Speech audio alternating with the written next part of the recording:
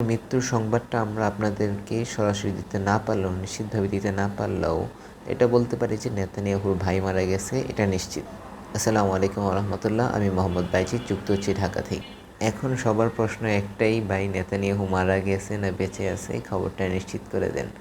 আসলে আমরা আপনাদেরকে বলতে পারি যে নেতানিয়াহুর যে নিউজটা আপনাদের কাছে আসছে সেটা ইরানের একটা বার্তা সংস্থা তাসনিম নিউজের বরাতে আপনার এই সংবাদটা পাইছেন। বাংলাদেশে বেশ ফলো করে প্রচার করা হয়েছে।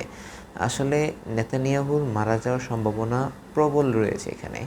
আর এখানে 4 থেকে 5টা বিষয়ের উপর ভিত্তি করে তাসনিম নিউজ এই দাবিটা করেছে এবং দাবিগুলো সত্য।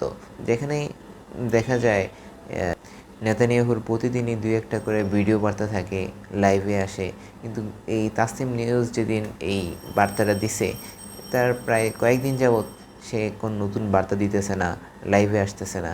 এই 1-2টা পয়েন্ট। তার চেয়েও বড় একটা কারণ হচ্ছে স্টিভ উইটকফ, মার্কিন যুক্তরাষ্ট্রের আমেরিকান দূত, এবং জারেদ কুশনার, সেও মার্কিন দূত, তাদের দুজনের আর কি সফর মিটিং ছিল, সেই নির্ধারিত সফর বাদ করা হয়েছে। এটা গুরুত্বপূর্ণ একটা কারণ। তাছাড়াও এমানুয়েল ম্যাক্রো, ফ্রান্সের প্রেসিডেন্ট, তার সাথে ইসরায়েলের প্রধানমন্ত্রী নেতানিয়াহুর একটা ফোনালাপ হয়েছে।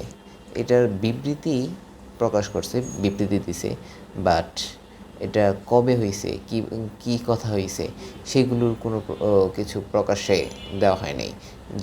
যেখান থেকে বড় একটা প্রশ্নবোধক চিহ্ন দাঁড় করানো যায়, নেতানিয়াহু কি এখন আছে নাকি নাই।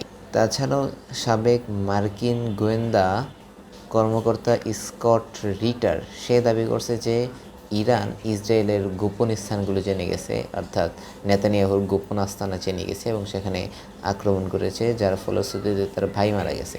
তার ভাই আর সে যদি একসাথে থাকে তাহলে কিন্তু মারা যাওয়ার বড় ধরনের একটা সম্ভাবনা আছে।